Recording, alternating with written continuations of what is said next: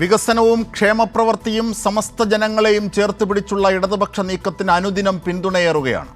നിരവധി സംഘടനകൾ പിണറായി വിജയൻ സർക്കാരിൻ്റെ പ്രവൃത്തികൾക്ക് പിന്തുണ അർപ്പിച്ച് രംഗത്തെത്തുന്നു.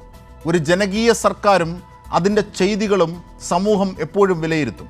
ആർക്കും നിഷേധിക്കാനാകാത്ത സാന്നിധ്യം സൂര്യന് പോലും മറയ്ക്കാനാകില്ല എന്ന ചൈനീസ് ചൊല്ലുപോലെ. അങ്ങനെ 9 വർഷം പിന്നിട്ട പിണറായി സർക്കാരിന് പിന്തുണയേറുന്നത് സ്വാഭാവികം. ആഗോള അയ്യപ്പ സംഗമ വിഷയത്തിൽ എന്തിനേയും എതിർത്ത് പ്രതിപക്ഷമാകാമെന്ന തെറ്റുദ്ധാരണയുടെ തുടർച്ചയിൽ കോൺഗ്രസ് എടുത്ത നിലപാട് പിൻകുത്താവുകയാണ്. പെട്ടുപോയ കുടുക്കിൽ തുടരുമെന്ന ഭയപ്പാടിൽ KC വേണുഗോപാലും VD സതീശനും അടക്കമുള്ളവർ പല കള്ളവും പറഞ്ഞ് മറയ്ക്കാനും ഒക്കെ ശ്രമിച്ചു. മാങ്കൂട്ടത്തിൻ്റെ ലൈംഗിക കുറ്റകൃത്യത്തിന് ശേഷം ഇതാ സാമൂഹിക ഘടകങ്ങളും കോൺഗ്രസിനെ തള്ളുകയാണ്.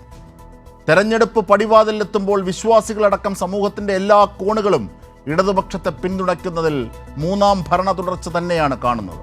ഇതിൽ ആശങ്കയും അന്താളിപ്പിലുമാണ് കോൺഗ്രസും UDF.